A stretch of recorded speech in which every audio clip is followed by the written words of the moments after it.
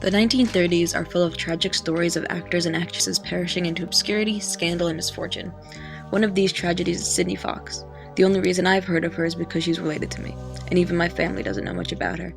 All I know about Sydney Fox was that she was an actress. She was my mother's cousin, and my mother talked about her when we were little, but that's all she really said, was that she was an actress and she was related. The only memory that we have of Sydney Fox was when my mother pulled out a newspaper article and she had introduced us to the world of Sydney Fox, letting us know that she was my grandmother's cousin, and she made a couple of movies, and she had passed away at a young age.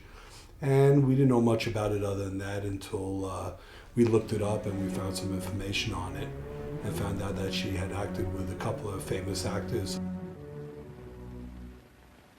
The few people who have heard of Sydney Fox know her name from the film Murder in the Rue Morgue, in which she was originally top billing over Bela Lugosi. In the film, she plays the coquettish Camille, who was apparently very different from her real-life personality. Sydney Fox told Motion Picture Magazine, "My greatest cross is that my face and body don't match my mind and soul. People expect me to be an ingenue, a baby doll, and they're terribly disappointed when they find I'm not. At parties, I've seen men ask to be introduced to me, and I knew they thought I was attractive. But after talking to me for a few minutes, they turn away in dismay. Men, in Hollywood especially, don't like intelligent women." Sydney Fox, born Sydney Leifer in New York City to a Jewish family. Her parents were wealthy until they went bankrupt in the early 1920s. At age 18, she was given the lead role in the play Lost Sheep. The play, and particularly Sydney, got good reviews. Film mogul Carl Laemmle Jr. attended Lost Sheep and brought Sydney to Hollywood. I'm just crazy to get into pictures. That's why I'm going to Hollywood. I had the most wonderful course of dramatics in high school. You did? Jr. gave Sydney her film debut as Mary Ann Madison the Bad Sister in 1931. Hobart Henley directed. Conrad Nagel was top billed, and Sydney Fox was second billing. She's before Bette Davis and Humphrey Bogart. Everyone's heard of Bette Davis and Humphrey Bogart, but very few people recognize the name Sydney Fox. This film is so rare that the only existing copy is the French subtitled version. Last stop, all out. No, not all. Just me. Oh, why? Well, the family's probably still up. How could I explain you? We met? Where? I don't know. Where have you been? Very few places. You ever been to New York? Nope, Chicago? not even. Columbus? Yes, I've been to Columbus. No. When? Last spring. Well, fine. That's where we met then, you and I. For springtime in Columbus and... We met at the Hudsons. The Hudsons. Friends of the family. I stayed with them. Hurrah for the Hudsons.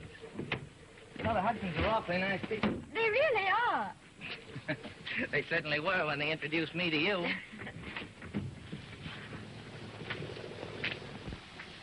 Well, good night.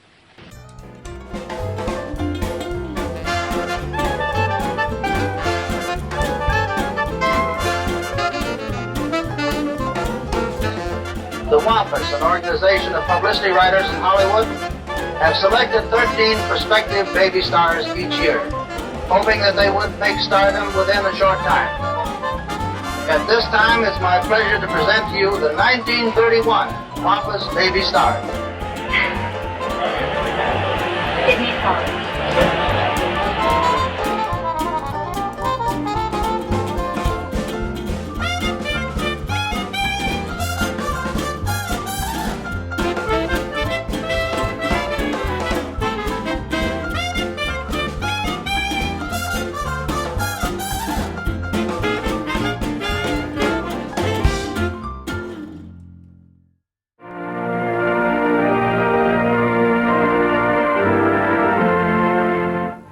dost thou take this man to be thy wedded husband?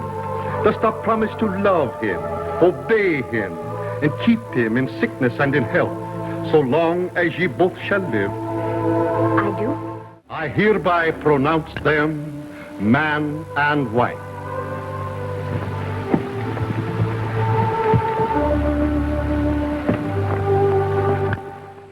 Unfortunately, with fame also comes the gossip and rumors. Is it true? She had been accused of having an affair with Carl Laemmle Jr., and some even said Carl Laemmle Sr. as well. To escape the rumors, Sydney went to Europe to do some films.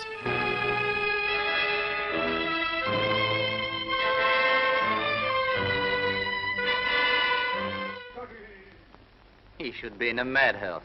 They'd soon give him all the victories he wanted. Oh, but he doesn't harm anyone. Doesn't harm anyone? No. Well, what is he doing to you? When she came back to the States, things got worse. Don't get angry. You know, you never used to get cross so easily. Well, when I first knew you, you were always smiling and sweet. Oh, you didn't think I was going to be as sappy all my life as I was when I first met you, did you? Well, I hope so. You said you'd be always like that, and I'd learn to love you because you were going to be so good to me. Well, when a fellow's courting a girl, naturally, he puts his best foot forward. He puts up with a whole lot of darn nonsense he wouldn't stand for all his life. Divorce me, darling, and I assure you there will be no need to force me, darling. For I shall only be too ready to agree, you'll see. So if you want to live alone...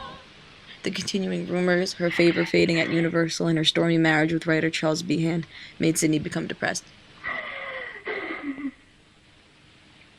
She went to the doctor to tell him she was sick, but he told her, Nothing serious. Just nerves. Been under strain lately?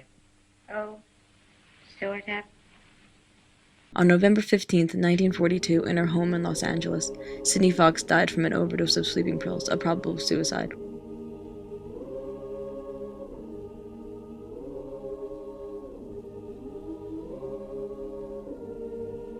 Sidney Fox of films is found dead in bed. Stage and screenplayer had appeared in many pictures. Los Angeles, November 15th, Sidney Fox, who played in legitimate stage roles and in films in the early days of talking pictures, was found dead in bed early today by her husband, Charles Behan.